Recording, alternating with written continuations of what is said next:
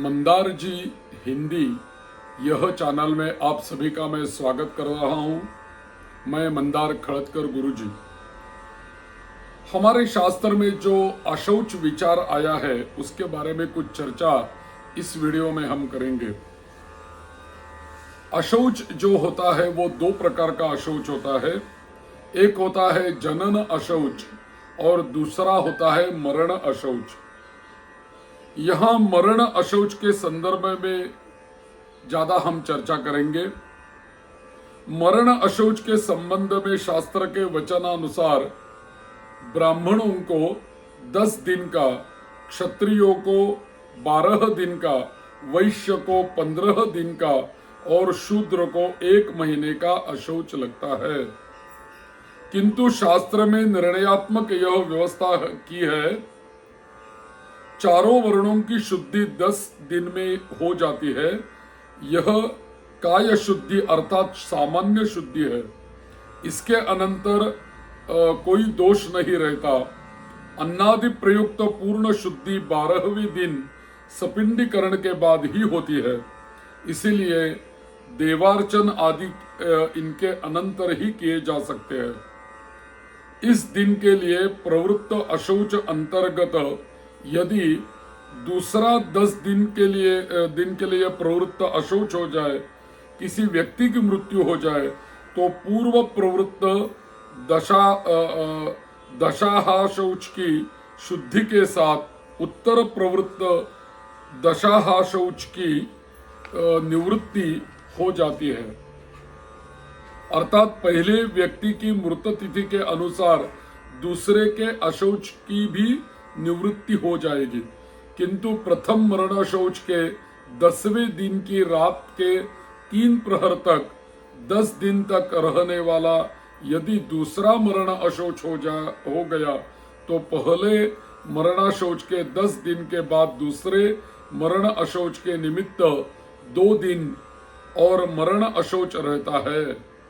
यदि पूर्वोक्त रात के चौथे प्रहर में दूसरा मरण अशौच हो गया तो दूसरे मरण अशौच के लिए प्रथम मरण अशौच के बाद 3 दिन का और मरण अशौच रहता है। क्रियाकर्म करने वाले को तो पूरे 10 दिन तक मरण अशौच रहता है। पिता के मरने के 10 दिन के भीतर माता की भी मृत्यु होने पर पिता के मृत्यु दिवस के 10 दिन से 1.5 दिन पक्षिणी मरण अशौच अधिक रहता है। माता की मृत्यु के बाद 10 दिन के भीतर पिता की भी मृत्यु हो जाए तो पिता के मरण दिन से पूरे 10 दिन तक मरण अशौच रहता है। अर्थात माता के मरण अशौच की शुद्धि होने पर भी पिता के मरण अशौच की शुद्धि नहीं होती। किसी कारणवश मृत्यु दिवस के दिन दाह संस्कार न हो सके और किसी दूसरे दिन दाह संस्कार करना पड़े तो भी मृत्यु दिन से ही गिनकर पूरे 10 दिन का अशौच लगता है। किंतु अग्निहोत्री के मरने पर दाह संस्कार के दिन से ही 10 दिन का अशौच लगता है। किसी कारणवश माता पिता का 10 दिन के भीतर ही पुत्तल दाह करना पड़े और उसका पहले अशौच संबंधी क्रियाकर्म नहीं किया हो तो मरण दिन से पूरे 10 दिन का अशौच रहता है। मृत्यु दिवस से 10 दिन के बाद माता पिता का पुत्तल दाह करके क्रियाकर्म करना पड़े तो पुत्र और पत्नी को दाह संस्कार के दिन से पूरे 10 दिन का अशौच रहता है। माता पिता के अतिरिक्त यदि 10 दिन के अनंतर किसी का पुत्तल दाह करना पड़े तो 3 दिन का अशौच रहता है। माता पिता के मरने पर विवाहिता लड़की को 3 दिन का अशौच लगता है। घर में जब तक शव रहे तब तक वहां अन्य गोत्रियों को भी अशौच रहता है।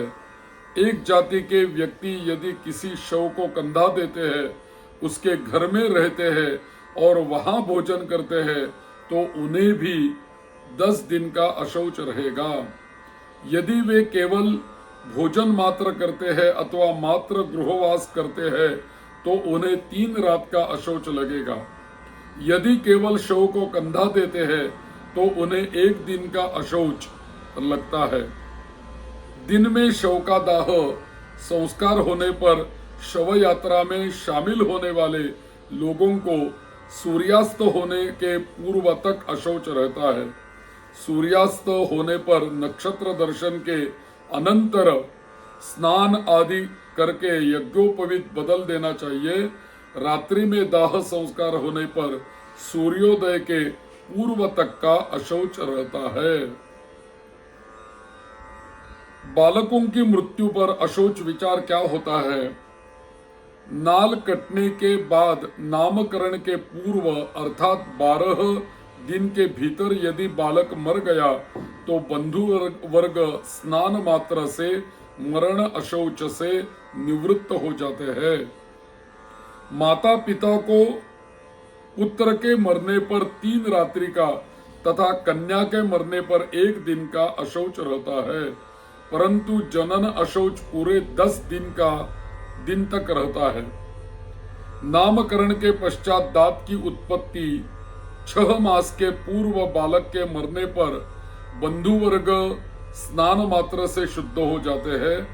माता पिता को पुत्र के मरने पर 3 रात्रि का तथा कन्या के मरने पर 1 दिन का अशौच रहता है। दांत की उत्पत्ति तथा चूड़ा कर्म मुंडन संस्कार 3 वर्ष हो चुके बालक के मरने पर माता पिता को 3 दिन का मरण अशौच लगता है और सपिंड को 1 दिन का मरण अशौच लगता है। नामकरण के बाद उपनयन संस्कार के पहले मरने पर 3 दिन का मरण अशौच रहता है। उपनयन संस्कार होने के बाद मृत्यु होने पर 7 पुस्तके भीतर के लोगों को 10 दिन का मरण अशौच रहता है।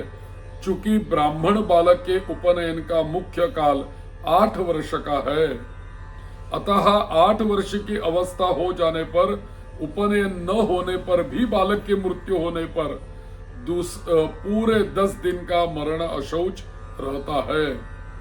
इसी प्रकार अन्य वर्णों के लिए भी उपनयन के लिए निर्धारित मुख्य काल के अनंतर उपनयन न होने पर भी बालक की मृत्यु होने पर 10 दिन का मरण अशौच रहता है। अनुपनीत बालक तथा अविवाहिता कन्या को माता और पिता के मरने पर ही 10 दिन का अशौच होता है। अन्य सगोत्रियों के मरने पर कोई अशौच नहीं होता।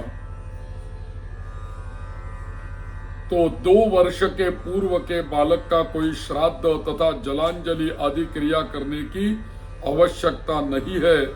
2 वर्ष पूर्ण हो जाने पर 6 वर्ष के पूर्व तक केवल श्राद्ध की पूर्व क्रिया अर्थात मलिन षोडशी तक की क्रिया करनी चाहिए। इसके बाद के अर्थात एकादशाह तथा द्वादशाह की क्रिया करने की आवश्यकता नहीं है। 6 वर्ष के बाद श्राद्ध की संपूर्ण क्रिया अर्थात मलिन षोडशी, एकादशाह तथा सपिंडन आदि क्रियाएं करनी चाहिए। कन्या को 2 वर्ष से लेकर विवाह के पूर्व अर्थात 10 वर्ष तक पूर्व क्रिया अर्थात मलिन षोडशी तक की क्रिया करनी चाहिए तथा विवाह के अनंतर अर्थात 10 वर्ष के बाद संपूर्ण क्रिया अर्थात मलिन षोडशी, एकादशाह तथा सपिंडन आदि क्रियाएं करनी चाहिए। गया में श्राद्ध करने की अत्यधिक महिमा है। जीवतो वाक्य करणात् क्षया है भूरि भोजनात् गयायाम पिंडदानाच्च त्रिभिर्पुत्रस्य पुत्रता। जीवन पर्यंत माता पिता की आज्ञा का पालन करने, श्राद्ध में खूब भोजन कराने और गया तीर्थ में पितरों का पिंडदान अथवा गया में श्राद्ध करने वाले पुत्र का पुत्रत्व सार्थक होता है। गयाभिगमनं कर्तुं यः शक्तो नाभिगच्छति शोचन्ति पितरस्तस्य वृथा तेषां परिश्रमः। तस्मात् सर्वप्रयत्नेन ब्राह्मणस्तु विशेषतः प्रदद्यात् विधिवत पिंडान गयां गत्वा समाहितः। जो गया जाने में समर्थ होते हुए भी नहीं जाता है, उसके पितर सोचते हैं कि उनका संपूर्ण परिश्रम निरर्थक है। अतः मनुष्य को पूरे प्रयत्न के साथ गया जाकर सावधानी पूर्वक विधि विधान से पिंडदान करना ही चाहिए। इस वचनों के अनुसार पितृ ऋण से मुक्ति हेतु गया श्राद्ध करने की अनिवार्यता के कारण और उनके न करने से पाप लगने के कारण जीवित समर्थ पुरुष को गया में पिंडदान तथा श्राद्ध अवश्य करना चाहिए।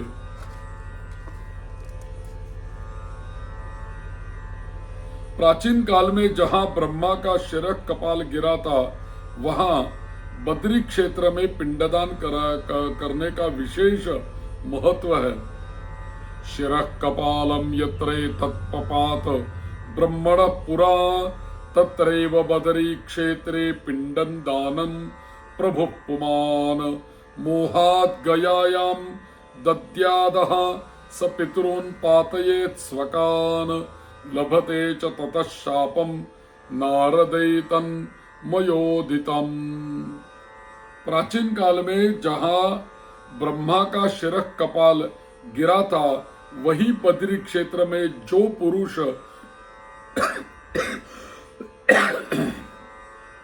पिंडदान करने में समर्थ हुआ, यदि वह मोह के वशीभूत होकर गया में पिंडदान करता है, तो वह अपने पितरों का अधःपतन करा देता है और उनसे शापित होता है, अर्थात पितर उसका अनिष्ट चिंतन करते हैं। तो हे नारद, मैंने आपसे यह कह दिया। इस वचन के अनुसार बद्री क्षेत्र में ब्रह्म कपाली में पिंडदान करने के बाद गया में पिंडदान करने का निषेध प्रतीत होता है। यद्यपि इस संबंध में विद्वानों में मतभेद है। कुछ विद्वान गया श्राद्ध को नित्य मानते हुए इस वचन को निषेध परक नहीं मानते हैं, तथा उनका यह मत है कि बद्री श्राद्ध की प्रशंसा ज्ञापित करने के लिए ही यहाँ गया श्राद्ध की निंदा है, न कि इसका तात्पर्य गया श्राद्ध से निवृत्ति का है। उनके अनुसार उपयुक्त वचनों में प्रभु पुमान पद का तात्पर्य यह है कि बद्री क्षेत्र में स्थित ब्रह्म कपाली में श्राद्ध करने का सामर्थ्य होने पर भी यदि कोई व्यक्ति मोहवशात गया में ही अपने पितरों का श्राद्ध करके संतुष्ट हो जाए, तो उसके पितृगुणों का अधःपतन हो जाता है तथा उसे उनके शाप का भागी होना पड़ता है। इस प्रकार सामर्थ्य रहते हुए गया श्राद्ध के उपरांत ब्रह्म कपाली में श्राद्ध अवश्य करना चाहिए।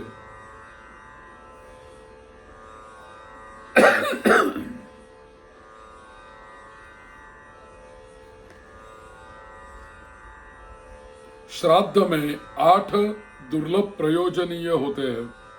श्राद्ध में कुछ बातें अत्यंत महत्व की होती है, जैसे कुतप वेला, दिन का 8वां मुहूर्त, दिन में 11:36 से 12:24 तक का समय कुतप काल। श्राद्ध के लिए यह काल मुख्य रूप से प्रशस्त होता है, इसे ही कुतप वेला कहते हैं। कुत्सित अर्थात पाप को संतप्त करने के कारण इसे कुतप कहा गया है। माध्याह्न काल खड्ग पात्र, गंडे के सिंग से बना पात्र, नेपाल कंबल, चांदी, कुश, तिल, गौ और दौहित्र कन्या का पुत्र, ये 8 भी कुतप के समान ही फलादायी होने के कारण कुतप कहलाते हैं। श्राद्ध के लिए ये बड़े ही दुर्लभ प्रयोजनीय है। कुश तथा काला तिल ये दोनों भगवान विष्णु के शरीर से प्रादुर्भूत हुए हैं, अतः ये श्राद्ध की रक्षा करने में सर्वसमर्थ है। ऐसा देवगण कहते हैं। समूलाग्र हरित जड़ से अंत तक हरे तथा गोकर्ण मात्र परिमाण के कुश श्राद्ध में उत्तम कहे गए हैं। श्राद्ध में पितरों के निमित्त पात्र के रूप में पलाश तथा महुआ आदि के वृक्षों के पत्तों के दोने तथा काष्ठ एवं हाथ से बनाए मिट्टी आदि के पात्रों का प्रयोग किया जा सकता है, परंतु इसके साथ ही सुवर्णमय एवं रजतमय पात्रों के प्रयोग की विधि है। मुख्य रूप से श्राद्ध में रजत चांदी का विशेष महत्व कहा गया है। पितरों के निमित्त यदि चांदी से बने हुए या चांदी से मढ़े हुए पात्रों द्वारा श्रद्धा पूर्वक जलमात्र भी प्रदान कर दिया जाए तो वह अक्षय तृप्तिकारक होता है। इसी प्रकार पितरों के लिए अर्घ्य, पिंड और भोजन के पात्र भी चांदी के ही प्रशस्त माने गए हैं। चूंकि चांदी शिवजी के नेत्र से उद्भूत हुई है, इसलिए यह पितरों को परम प्रिय है। यहाँ तक हमारे यहाँ कहा गया है कि यदि चांदी का पात्र देने की सामर्थ्य न हो तो चांदी के विषय में कथोपकथन, चर्चा, दर्शन अथवा दान से कार्य संपन्न हो सकता है।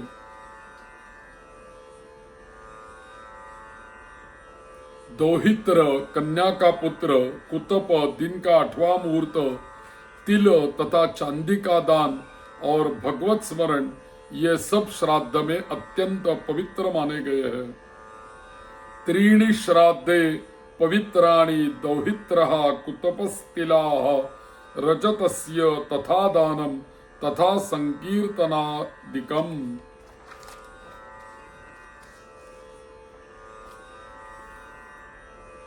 और भी दूध, गंगाजल, मधु, तसर का कपड़ा, दोहित्र, कुतप और तिल, ये 7 श्राद्ध में बड़े महत्व के प्रयोजनीय है। तुलसी की गंध से पितृगण प्रसन्न होकर गरुड़ पर आरूढ़ हो विष्णु लोक को चले जाते हैं। तुलसी से पिंडार्चन किए जाने पर पितर लोग प्रलय पर्यंत तृप्त रहते हैं।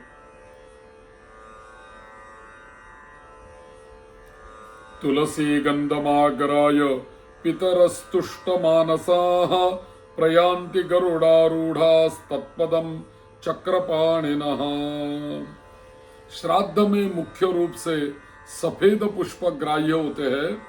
सफेद में सुगंधित पुष्प की विशेष महिमा है। मालती, जूही, चंपा, प्रायः सभी सुगंधित श्वेत पुष्प, कमल तथा तुलसी और भृंगराज आदि पुष्प प्रशस्त होते हैं। अगस्त्य पुष्प, भृंगराज, तुलसी, शतपत्रिका, चंपा, तिल पुष्प, ये 6 पितरों को प्रिय होते हैं। गया, पुष्कर, प्रयाग, कुशावर्त, हरिद्वार आदि तीर्थों में श्राद्ध की विशेष महिमा है। सामान्यतः घर में, गौशाला में, घर में, देवालय, गंगा, यमुना, नर्मदा आदि पवित्र नदियों के तट पर श्राद्ध करने का अत्यधिक महत्व होता है। श्राद्ध स्थान को गोबर मिट्टी से लेपन कर शुद्ध कर लेना चाहिए। दक्षिण दिशा की ओर ढाल वाली श्राद्ध भूमि प्रशस्त मानी गई है।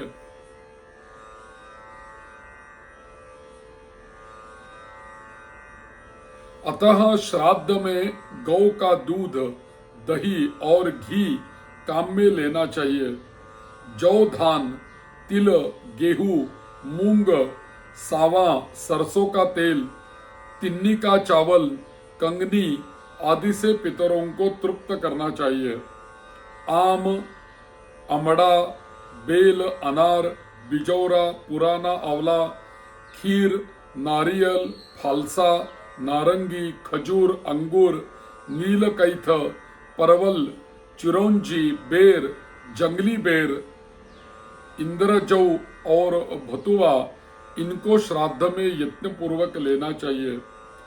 जौ, कंगनी, मूंग, गेहूं, धान, तिल, मटर, कचनार और सरसों, इनका श्राद्ध में होना अच्छा होता है।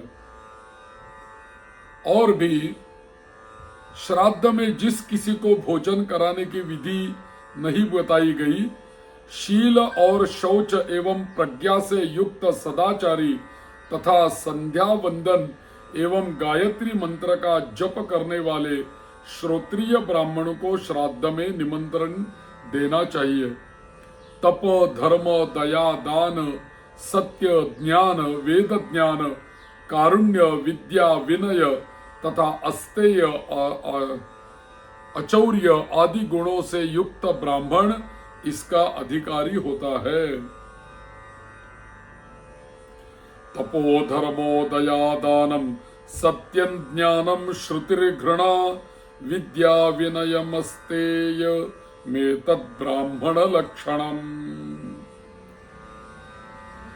रेशमी, नेपाली कंबल, ऊन, काष्ठ, तृण, पर्ण, कुश आदि के आसन श्राद्ध में श्रेष्ठ होते हैं।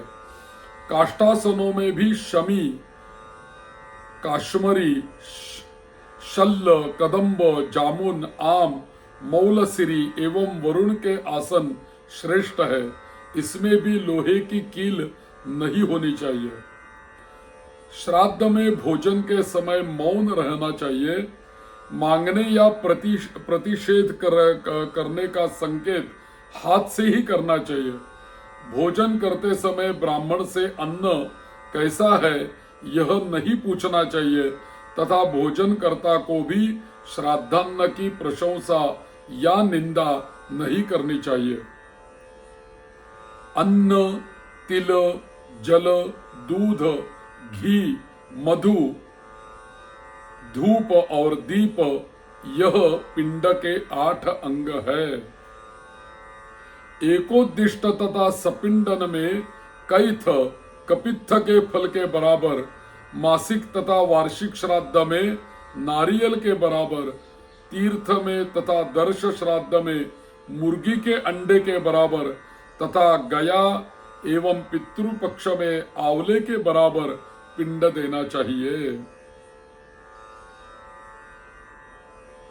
एकोद्दिष्टे सपिंडे च कपित्थन्तु विधीयते नारिकेल प्रमाणन्तु प्रत्यब्दे मासिके तथा तीर्थे दर्शे च संप्राप्ते कुक्कुटांड प्रमाणतः महालये गया श्राद्धे कुर्यात् आमलोकोपम। श्राद्ध में ब्राह्मणों को बैठाकर पैर धोना चाहिए। खड़े होकर पैर धोने पर पितर निराश होकर चले जाते हैं। पत्नी को दाहिनी ओर खड़ा करना चाहिए। उसे बाएं रहकर जल नहीं गिराना चाहिए, अन्यथा वह श्राद्ध आसुरी हो जाता है और पितरों को प्राप्त नहीं होता। श्राद्ध में कुछ ऐसी बातें हैं जो वर्ज्य है अर्थात निषिद्ध होते हैं, उन्हें श्राद्ध के दिन नहीं करना चाहिए। तो क्या क्या होती है निषिद्ध, आगे वाले वीडियो में हम चर्चा करेंगे कि श्राद्ध में वर्ज्य क्या होता है, क्या वर्ज्य करना चाहिए, क्या निषिद्ध बातें होती है। तो ऐसे ही जुड़े रहे, आगे वाले वीडियो में हम देखेंगे श्राद्ध में वर्ज्य क्या होता है। जय श्री राम।